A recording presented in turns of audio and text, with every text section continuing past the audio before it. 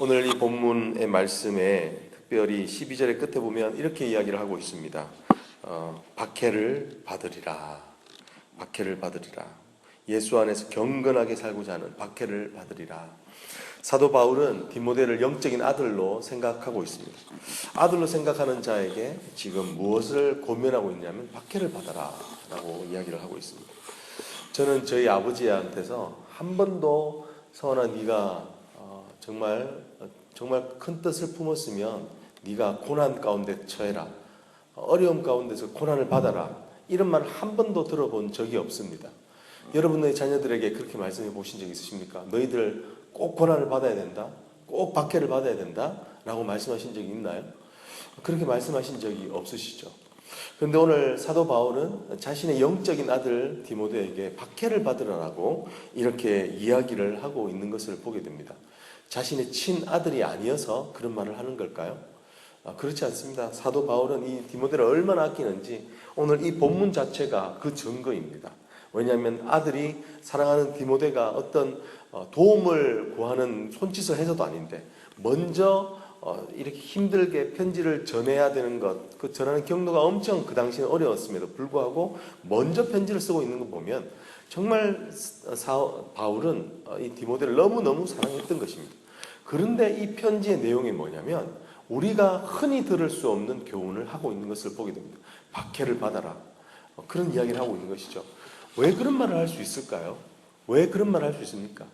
왜냐하면 이게 자기가 진짜 갖고 있는 지식이 정말이기 때문에 그렇습니다. 할렐루야. 그것이 너무너무 진짜이기 때문에 이 진짜를 네가 소유하고 있기 때문에 이 진짜를 지켜야 되기 때문에 그것은 박해를 받는 일은 당연하다라고 이렇게 오늘 말하고 있는 것입니다. 박해를 받는 것이 당연하기 때문에 네가 박해를 받아라라고 이야기를 하고 있는 것이죠. 여러분 오늘 여기 보면 사실 어제 이 본문을 어제 우리 수요일날 어제 밤에 딱 했던 본문입니다. 사도 바울이 왜 이렇게 말할 수 있는가? 왜냐하면 자신이 그렇게 박해받는 것을 보면서 크리스찬이 된 사람이 누구냐면 바로 디모데입니다. 오늘 여기 되어져 있는 여기 있는 루스드라와 이고니온과 루스드라라고 말하고 있는 11절에 보면요 이렇게 이야기를 하고 있습니다. 박해를 받음과 고난과 또한 안디옥과 이고니온과 루스드라에서 당한 일과 어떠한 박해를 받는 것을 내가 과연 보고 알았다라고 이야기를 하고 있죠. 사도 바울이 2차 전도 여행을 갔을 때, 1차 전도 여행을 갔었을 때에 어떻게 되냐면 돌 맞아 죽는 사건이 있는 곳이 있습니다.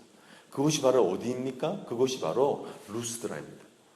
루스드라에서 자신이 예수를 믿는 증거하는 것 때문에 돌이 맞아 실제로 죽습니다. 근데 이 돌이 맞았다가 다시 죽었다가 다시 살아나는 일이 있는데 실제적으로 이 돌 맞게 하기 위해서 안디옥에서요 164km에서 떨어진 곳에서 와서 실제로 사도 바울을 돌 맞게 하는 돌 던진 사람이 있습니다. 여러분 사도 바울을 죽이려고 164km를 걸어온 사람이 돌을 대충 던지고 죽었나 싶어서 갔겠습니까? 그렇지 않습니다. 철저하게 죽을 만큼 때린 겁니다. 그런데 그 죽는 광경을 보면서 기적같이 살아나는 것을 본 게 누구냐면 디모데예요. 디모데가 그 모습을 보면서 이거는 진짜구나 하는 것을 느끼게 되었던 것입니다. 그러면서 그 박해 받는 것을 보면서 자신의 믿음이 생겼던 그 디모데에게 담대하게 이야기합니다. 내가 믿는 예수는 진짜이기 때문에 너는 박해를 받는 것이 당연한 일이다. 왜냐하면 예수 그리스도를 붙들고 사는 인생, 진짜를 붙들고 사는 인생은 거짓에서 공격을 받기 때문에 그런 것이다 라고 이렇게 담대하게 이야기하는 것입니다. 여러분 오늘 우리가 믿는 믿음이 참이기 때문에 박해 또한 있는 줄 믿습니다. 아멘. 여러분 왜 우리가 자꾸 하나님이 있다 없다 그런 공격을 받습니까? 여러분 왜냐면 예수님이 살아나셨기 때문에 그런 이유가 생기는 것입니다. 석가모니는 죽었습니다. 그렇기 때문에 그가 진짜다 가짜다 하는 그런 어떤 무신론 유신론의 그런 공박이 없습니다. 그가 다시 살아났다 이런 이유가 없습니다. 예수한테만 특별히 그 살아난 것은 가짜다 하나님 안 계신다라고 하는 이유가 생기는 것은 반증적으로 하나님이 살아 계시기 때문에 그런 것입니다. 믿으십니까? 그럼 유신론이기 때문에 무신론이 가짜가 횡행하고 박해하는 것입니다. 우리의 믿음이 진짜이기 때문에 더 믿는 어려운 환경이 생겨지는 것입니다. 왜냐하면 진짜니까요. 진짜를 사탄은 가짜로 만들려고 하는 거기 때문에 그렇습니다. 오늘 이렇게 새벽 예배 나오는 것이 그렇게 힘이 됩니다. 왜 그렇게 힘이 됩니까? 왜냐하면 그냥 단순히 육적으로 힘이 된 것이 아니라 영적으로 우리의 이 진짜를 없애려고 하는 사탄의 공격이 있기 때문에 사실은 그것이 바로 진짜 어려운 것입니다. 여러분, 이 어려운 가운데 오신 여러분을 주의로 축복합니다. 왜냐하면 오늘 그것이 박해이기 때문에 그렇습니다. 자꾸 좁은 길로 가야 되는 것, 하나님이 말씀하신 진리이기 때문에 그 좁은 길을 가려고 하는 사람들에게는 항상 박해는 있기 마련이기 때문에 그런 것입니다. 오늘 그렇기 때문에 자신의 죽음으로 증거된 예수를 보았던 디모데에게 14절 다른 말로 이렇게 이야기를 하고 있습니다. 그러나 너는 배우고 확신한 일에 거하라. 배우고 확신한, 네가 보고 배우고 확신한 일, 네가 정말 나를 통하여서 보았던 그 예수를 그 굳건하게 믿고 그것을 붙들고 자라가라 라고 이야기를 합니다. 그렇지 않고 어떻습니까? 세상은 이리를 쫓아가고 자신의 탐욕을 쫓아가기 때문에 13절에 보면 악한 사람들과 속이는 자들은 더욱 악하여져서 속이기도 하고 속기도 한다. 고난 가운데 진짜를 못 붙들고 있으니까 자신의 탐욕에 끌어지고, 탐욕은 어떻습니까? 악한 사람이 되게 하고 악한 사람은 속이게 되고, 그런 세상의 쳇바퀴를 돌아가지만 너는 진짜를 붙들었기 때문에 너는 배우고 확신한 일에 거하고, 너가 배운 것을 내가 그 성경에서 배웠던 것, 이 뒤에 가서 15절에 그렇게 말씀하시죠. 예수의 믿음으로 말미암아 구원에 이르게 하는 지혜가 있는 성경, 그 진짜를 붙들며 살아가라 라고 담대하게 이렇게 풀어서, 박해를 받는 것이 어떤 것인지를 풀어서 말씀해 주시고 그 박해 때 지혜로 이기게 하시는 방법을 설명해 주게 되는 것입니다.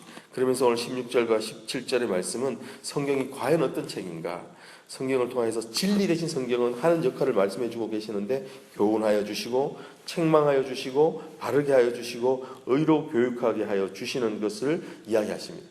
그 일들, 이 내용들은 교훈과 책망과 바르게 함과 우리를 경책하는 내용입니다. 하지만 그 일을 통해서 우리는 어떻게 됩니까? 마지막 절에 있는 것처럼 온전하게 하며 모든 선한 일을 행할 능력을 갖추게 하는 것입니다. 이 말씀이 얼마나 은혜가 되는지 모르겠습니다. 우리를 온전하게 해준다. 하나님이 책망하신 그 말씀을 통해서 선한 능력을 행할 수 있도록 모든 장비를 갖춘 사람이 되고, 모든 능력을 갖추어서 선한 하나님의 뜻이 무엇인지를 따라갈 수 있는 자가 되는, 하나님이 만드시는 아름다운 인생이 되게 하신다는 것입니다. 여러분 한번 생각해, 오늘 여러분의 자녀들에게 내가 언제 한번 야, 너 어려운 길 가야 돼, 너 정말 어려운 길 가운데서 그 박해를 받아야 돼 라고 말해본 적이 있는지 한번 생각해 보십시오. 여러분, 그렇게 말하지 못했던 이유가 뭐지? 내 자녀는 다 잘 되었으면 좋겠고 하지만 정말 내가 예수를 믿는 것이 진짜라면 네가 박해 받더라도 그 예수를 붙들어야지 라고 말할 수 있는 줄 믿습니다. 오늘 그런 믿음이 저와 여러분 가운데 있기를 주의 이름으로 축복드립니다. 같이 한번 기도하시겠습니다. 주님, 감사합니다. 어떻게 자기 자녀에게 그렇게 박해를 받으라라고 말할 수 있겠습니까? 하지만 사도 바울이 진짜 그렇게 박해를 받았기 때문에 진짜 자신의 삶이 그 가운데서도 죽었다가 다시 살아나게 하신 하나님의 능력을 보았기 때문에 담대히 말할 수 있는 줄 믿사오니, 주님, 오늘 우리에게도, 우리 자녀에게도 이렇게 담대하게 말할 수 있는 확고한 진리를 우리 심령 가운데 있게 하여 주시옵소서. 예수님 이름으로 간절히 기도드립니다. 아멘.